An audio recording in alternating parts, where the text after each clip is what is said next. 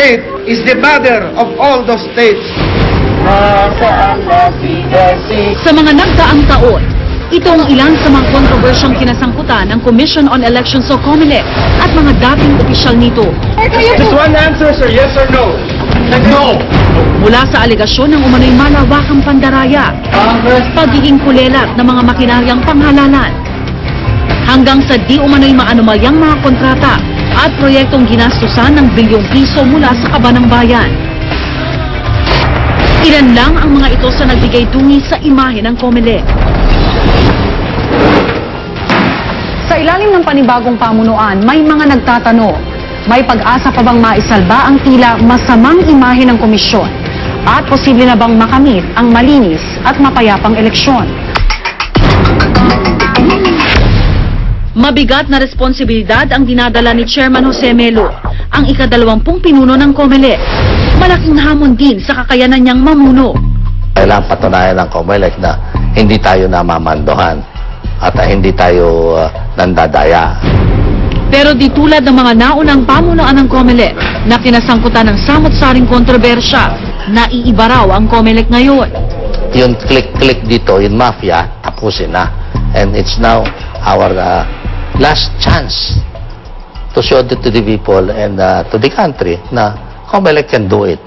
Pagka tayo pumaltos dito sa election na ito, baka grabing-grabe na ang magiging kalagayan ng ating bansa.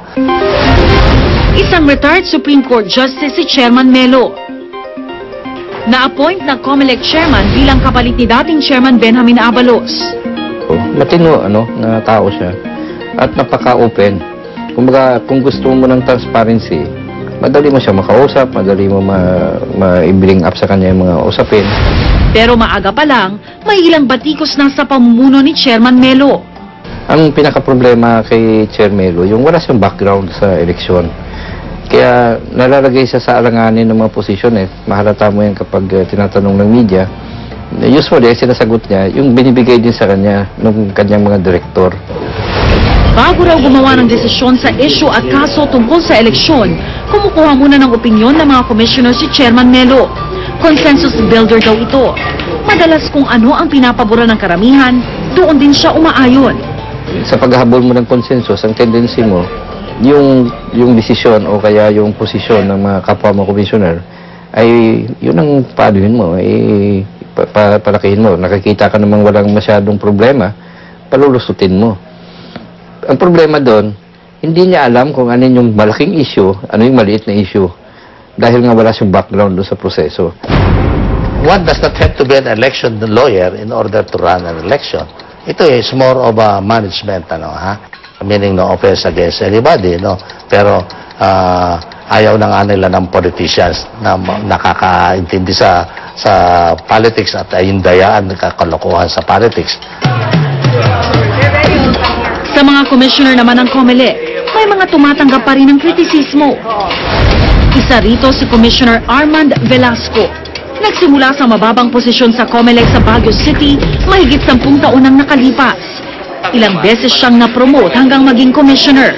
Before I reach this position, as if I climb a ladder. Wala akong ladder na nilampasan. Inakusahan siya ng ilang manunulat na nagmumudmod ng 5,000 piso sa mga tauhan ng COMELEC sa Cordillera para raw ipapanalo si Pangulong Arroyo noong 2004 elections. Pero mariin niya itong pinabulaanan. Even in my part, sa Cordillera, may mga provinces pa na natalo. Yes, natalo ang presidente in some other provinces. Itinanggi rin niyang bayad utang ang pagpili ng Pangulo sa kanya bilang commissioner. I did not even approach the president nung nag-apply akong as a commissioner. Maging si Commissioner Gregorio Larzabal, pinabatikos din. Ayon sa ilang report, ang biglaang pag-reassign kay Larzabal sa COMELEC sa Bicol Region noong panahon ng eleksyon ang naging instrumento para manalo si Dato Arroyo bilang congressman dito. In the province where I ran the elections, it was still the opposition who won.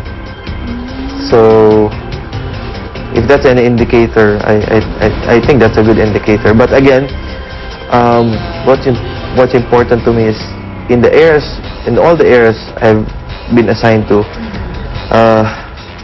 there wasn't complaints against me in running the elections. Siya rin ang pinakabatang commissioner sa edad na 38 years old. Sa 6 na posisyon ng commissioner, isa ang karaniwang itinatalaga sa kinatawan ng ARMM at mga Muslim. Sa terminong ito, si Commissioner Elias Yusof ang napili ng Pangulo. Isang imam o pastor kung tawagin si Commissioner Yusof. Ikinagulat daw ng ilan ang pagkakatalaga sa kanya. I did not meet the President when I was appointed as Commissioner of the Commission on Election. Pag-appoint yung sinasabing out of the blue, talagang walang nakakaalam. As in, lumilitaw yung mga pangalan na direkta sa Malacanang, walang dinaanang selection process. Gayunpaman, tinitiyak ni Commissioner Yusof na walang anumang katiwalian ang pagkakalagay niya sa pwesto. I know that I'm not only accountable to my people, but accountable to God. So I have to see to it that I have to discharge the function of being commissioner. Ikinagulat din ang pagtatalaga kay Commissioner Lucenito Tagle. Isa siyang retiradong judge mula Court of Appeals. Nagtrabaho rin siya noon sa COMELEC bilang special attorney, pagka-graduate mula sa kolehiyo. Ayun parang temporary lang. We are only work for 6 months lang yan Kaya special attorney. Ang trabaho niyan, yung mga lahat ng yung kanya-kanya kami assignment, pinupuntahan namin yung mga election hotspots. May mga na-bypass din ang pag-appoint kay Commissioner Tagle na rekomendado ng search committee ng palasyo.